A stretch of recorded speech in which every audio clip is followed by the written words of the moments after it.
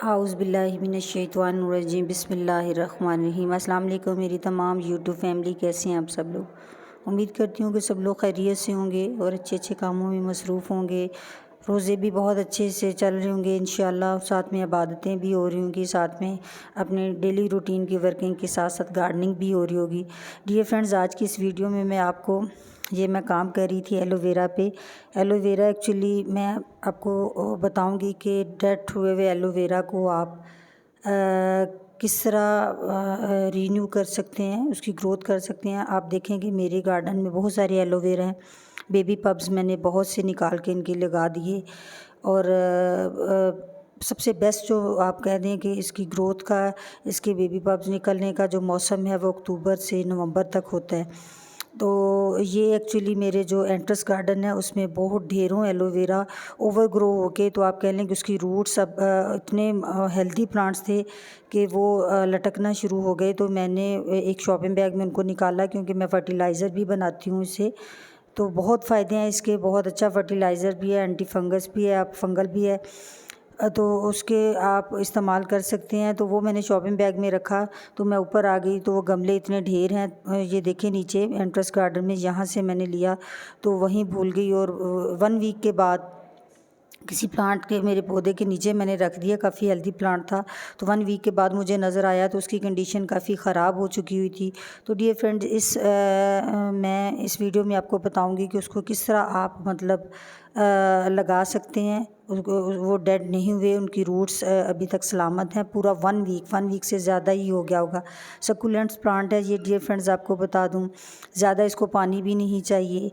उसके बाद आपको पता है डेजर्ट प्लांट, सहरा का पौधा है ये, और हर घर में होना चाहिए। चेहरे बाल आप कह लें उसके लिए बहुत सेहत के लिए भी बाज़ लोग खाते हैं, बहुत सारी चीज़ों के लिए। और एलोवेरा घर में होना बहुत ज़रूरी है।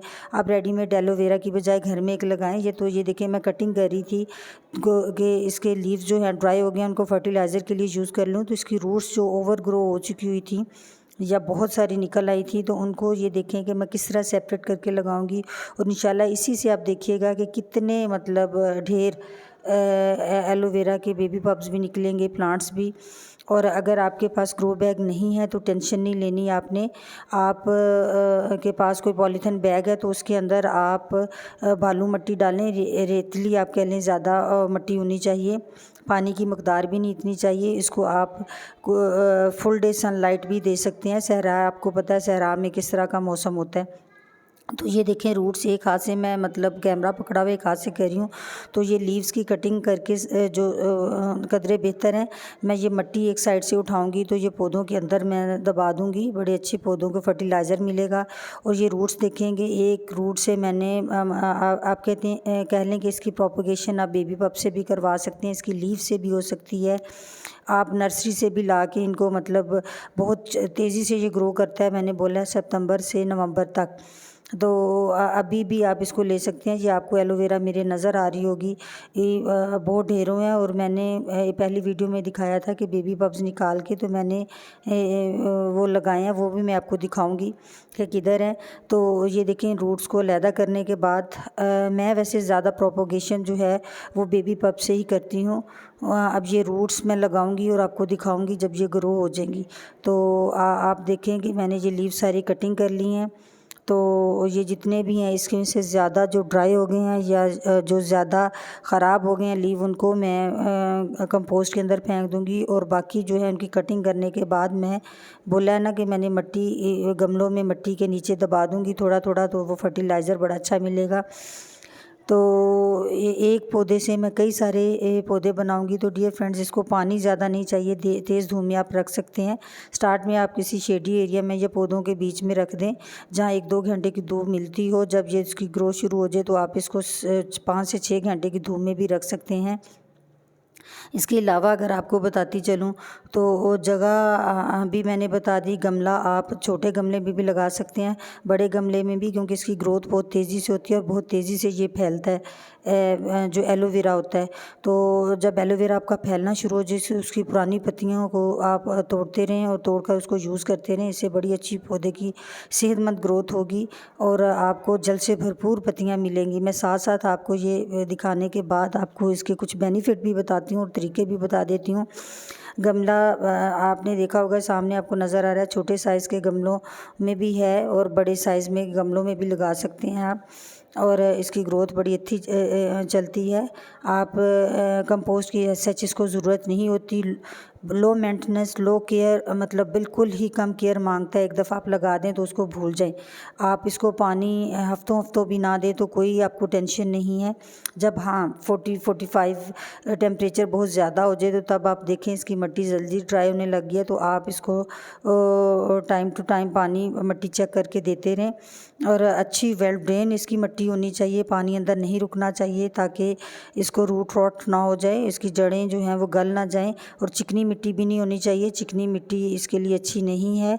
भल मिट्टी बहुत अच्छी है। और कंपोस्ट में आप जब आप साल की साल आप गोबर की खाद आप जिस तरह आप स्प्रिंग में दे रहे हैं तो इसको एक दफ़ा गोबर की खाद दे दें, कभी कभार लिक्विड फर्टिलाइज़र। तो मेरे पास ये मैंने अपने वेस्ट चीज़ें मैंने इधर रखी हुई हैं, तो उन्हीं के अंदर ये देखें जो मैंने इनके बेबी पप्स मैंने लगाए थे वो कितने मतलब ये देखें, ये एक मेरा मुर्गी खाना है, उसके ऊपर एक जगह थी तो उसके अंदर मैंने लगाए थे, तो उसकी ग्रोथ देखें कितनी अच्छी हो रही है। बहुत सारे प्लांट्स के अंदर हैं, ढेरों एलोवेरा है, मेरे एंट्रेंस गार्डन में भी बहुत ज़्यादा है। तो आप इसको लगाएं, इंशाल्लाह आपको बहुत जल्दी इसकी ग्रोथ अच्छी मिलेगी और आपके घर में आपका अपना मतलब एलोवेरा हो जाएगा। और इसमें मिट्टी आपकी भुरभुरी होनी चाहिए, ये बार बार मैं बता रही हूँ, चिकनी मिट्टी ना हो तो इसकी ग्रोथ बहुत अच्छी होगी। और आप इसको धूप में भी रख सकते हैं। स्टार्ट में जब लगा रहे हैं तो इसको 2 से 3 घंटे वाली जगह जहाँ धूप मिलती है वहाँ रख दें। ये मेरी देखें, ये मेरे सारा वेस्ट जो मैं कह लें कि किचन वेस्ट गार्डन वेस्ट उसकी कंपोस्ट बनाती हूँ, तो ऊपर वाली लेयर 2-3 इंच की मिट्टी डाल के तो मैं साथ में प्लांट्स भी लगा देती हूँ। नीचे कंपोस्ट बन रही है, ऊपर प्लांट्स। तो अब मेरे पास अगर गमले नहीं हैं तो मैं इन्हीं के अंदर ये लगा दूँगी, इन्हीं प्लांट्स के अंदर। और फिर मैं जब इनकी ग्रोथ स्टार्ट हो जाएगी तो मैं इंशाल्लाह आपको दिखाऊंगी, देखिएगा कितने हेल्दी। हालांकि इन प्लांट्स को तो पानी ज़्यादा मिलेगा, लेकिन इंशाल्लाह मैं फिर भी कोशिश करूंगी कि इनकी ग्रोथ अच्छी हो। और आप मेरे साथ जुड़े रहेंगे तो मैं इसकी ग्रोथ आपको दिखाती रहूँगी। हाँ, ये देखिए मैं आपको दिखा रही हूँ, ये पॉलीथीन बैग है और इसके अंदर ड्रेनेज होल मैंने ये बनाए हुए हैं। ड्रेनेज होल का बहुत होना ज़रूरी है ताकि ओवर वाटरिंग ना हो, जो पानी आप डाल रहे हैं वो अंदर खड़ा ना हो, मिट्टी आपकी वो सौगी मतलब ये कह लें कि आप वो कीचड़ नहीं बनना चाहिए कि रूट रॉट हो जाए और आपका पौधा बर्बाद हो जाए। और एलोवेरा तो आपको मैंने बताया डेजर्ट प्लांट है, सहराक है, सकुलेंट है, इसके पत्तों के अंदर पानी जमा होता है, इसको ज़्यादा पानी की ज़रूरत नहीं होती। अब मैंने इसके अंदर ये मेरा भी एक्सपीरियंस समझ लें और मैं उम्मीद करती हूँ इंशाल्लाह ये मेरा बहुत अच्छा उगेगा, क्योंकि रूट्स इसकी बिल्कुल सलामत थी। 1 हफ़्ता पुरानी मतलब पौधा उखड़ा होने के बावजूद, क्योंकि रूट्स बिल्कुल ख़त्म नहीं हुई, इनकी कट करके मैंने 7 ये प्लांट्स बना लिए हैं और इन्हीं पौधों के अंदर मैं ये लगा रही हूँ। और देखें कोई ऐसा गमला भी नहीं है, इसलिए आपको परेशान होने की ज़रूरत नहीं।